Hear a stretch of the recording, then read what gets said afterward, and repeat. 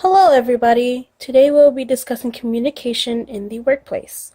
This presentation is presented by Angie Vang, Angie Norton, Jake Heater, and Serge Lawson Anani.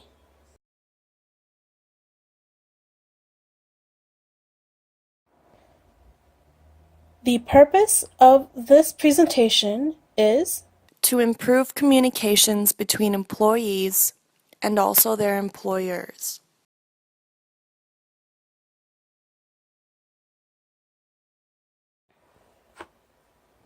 by the end of this presentation, you should be able to recognize workplace difficulties, To improve communication in your workplace, to better yours and others' job performances through communication, and to establish more trust and comfortability in your job.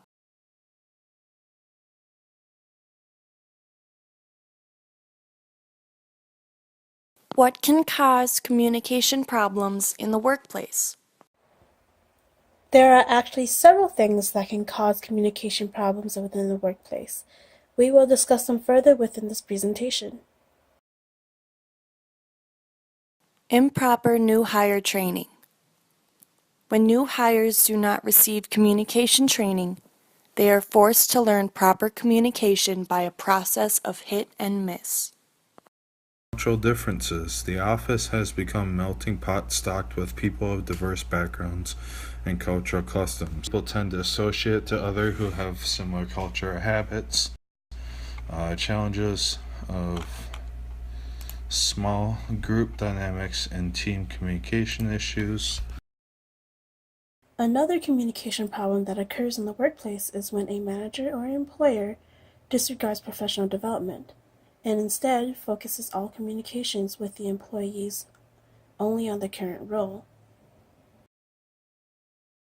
A solution to this hit and miss method is for an employer to present new employees with a mandatory proper communication video or seminar. Proper training and examples can help a new employee avoid confrontations with an existing employee or their manager. See how in this video this employee has been given an individual training regimen to assist her further with her career. See how in this video there are two employees attending a seminar to further improve their communication skills. Another lesson that can be learned is empathy. Let the employee know that you understand their aspirations, their goals. Work with them to develop a plan of action in order to help to meet those goals. This can actually help increase your employee engagement and reduce employee turnovers. Problems, confusion, misunderstandings arise when cultural influences cause us to make incorrect judgments or assumptions about others or lead us to believe that our perception is the right one and the other is wrong. Therefore, we need to be aware of and sensitive to differences in culture. Sensitivity to cultural differences and how culture affects our perceptions helps us to be more effective communicators. That's why managers need to appreciate each and every employee's cultural differences to increase company morale. Some things that can be done at the workplace to minimize cultural differences is to mix the groups up occasionally or to assign seats. Make sure everyone contributes and that you are understanding what they're saying. This allows others to know that you are actually listening. Lack of self-disclosure. Managers ignoring employees' personal lives. What's appropriate and not appropriate to disclose about? Levels of risk. Be sure the risk you are taking is reasonable and won't cost you your job. A misconception about managers is that they are only an escalation point, that they only come available when it's absolutely necessary, such as when a situation arises that employees can't handle themselves anymore. In this sense, managers are actually left out of the loop from the day-to-day issues that the employees have to face. And because they are not involved enough, some employees may even think that the managers are incapable of helping, or that they don't want to be bothered at all. Managers, we highly encourage you to become familiar with your employees. Choose to reach out to them, especially when they seem different than usual. But that doesn't mean that you have to be their next best friend. Be sure to let your employees know what level of risk is appropriate for work. Having a level of risk being set between a manager and his employees. This can help establish comfortability, which in turn helps job performance and trust. Choosing to reach out to another employee who seems different than usual. This can also build trust and improve yours and their job performance. Dependence of electronics, technology glitches, and non-responsiveness. Back to the workplace problems. Being unapproachable is highly ineffective. If the workplace becomes solely dependent on electronics as a form of communication, it could waste so much time. And that isn't including the fact that there can be times when the technology itself just stops working. When that happens, you pretty much become non-responsive. And this can lead to conflicting messages, a more mistake-prone workplace, and actually even lower the employee's engagement. Other reasons as to why employees may see a manager as unapproachable is that they may not have enough one-on-one time, or that the manager may always be busy. Some employees even fear retribution, attempting to hide their problems rather than consulting the manager for a resolution, because they may fear that the manager may give a negative reaction to their complaints or concerns, or that maybe the manager takes too long to respond to the employee's questions or emails. Make time for your employees. Respond to their emails as soon as possible. We recommend no more than 24 hours. Remember to schedule regular team meets and one-on-ones. When these happen, make sure to encourage your employees for their honest opinions, and try to avoid canceling, as these are highly essential for maintaining communication to your employees. And when you're not in a meeting, keep your office door open. It lets your employees know that they can come to you.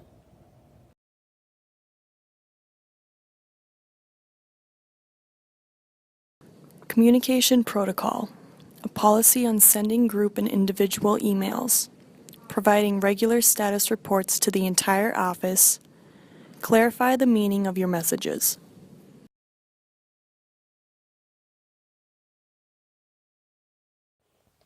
As you can see, the employees have gathered for their regular meeting.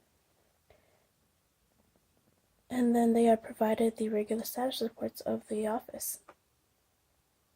This gives them a clear understanding of what's going on. Another factor that can contribute to communication problems in the workplace could be focusing only on weaknesses. Managers and employers focusing only on areas failing to meet expectations via rating systems, performance reviews, goals, and such can make employees feel like they'll never do right in the manager's eyes. The same can be said about being too involved. Although it is the opposite of being uninvolved, being too involved can actually have negative effects as well. Excessive scrutinizing and demanding detailed summaries can actually demoralize the employees, but this usually occurs when managers are struggling to find their own roles as leaders of the team, or if the managers are skeptical of the team's ability to work effectively.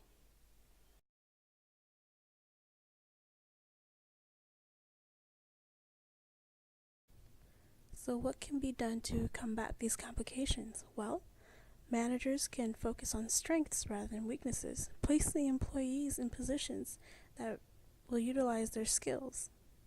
Also, avoid micromanagement. If you feel that you're lacking in leadership skills, take some available leadership courses. And also, don't be afraid to allow employees to make mistakes. They'll learn from them. A few last key concerns for the workplace would be pessimism. Don't always be looking at the wrong side of things. Doing that will only bring the employees' morale down, as well as expressing passive-aggressive communication. Providing conflicting ideas will only confuse your employees and will just make them further disengaged. Even some managers feel like they lack some skills to provide constructive criticism or feedback. They feel like they're not equipped to provide the criticism. Attitude and ego is refusing to admit wrongdoings and becoming defensive rather than take responsibility.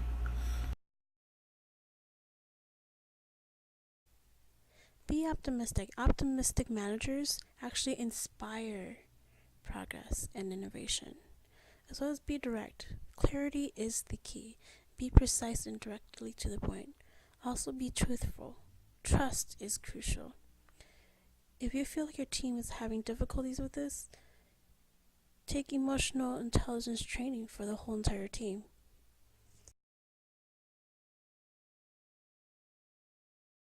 Communication is a learned skill.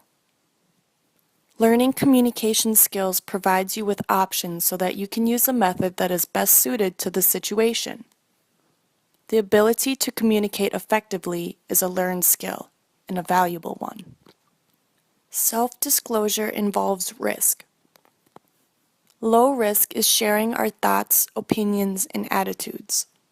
Moderate risk is disclosing emotions we are experiencing in any given situation. High risk is disclosure of intimate, personal details. Self-disclosure conclusion.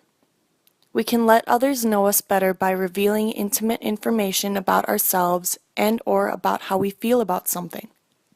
These revelations can strengthen our relationships with others.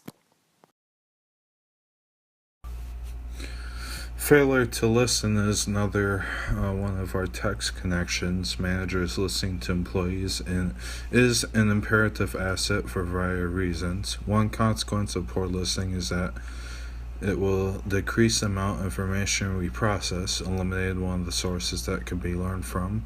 Another problem that results from the ineffective listening is misunderstandings, not listening or partial understanding of what was said. A third effect of no listening is an abundance of missed opportunities. Run the risk of losing out on an opportunity to experience something new.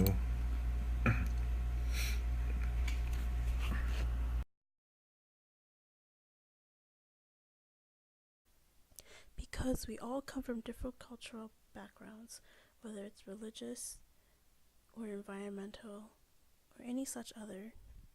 This leads us to come to incorrect judgments or assumptions about others. It sometimes even makes us believe that our perception is the right one and the other one is wrong. Always be aware that there are differences in the cultures. Be sensitive to others' differences. This will allow you to better communicate with others. Misuses of electronic communication. In face-to-face situations, feedback is instantaneous. Not so with electronic communication, as there is often lag. Suggestions for effective electronic communication. In emails and texts, it can help to clarify the meaning of a message. Remember to use precise words to accurately express what you're trying to get across. Many words have several denotative meanings and even more cognitive meanings. Be attentive, don't just hear. Understand that someone is actually speaking to you. Focus on the message that they're trying to get across. And respond. Let them know that you are listening to them.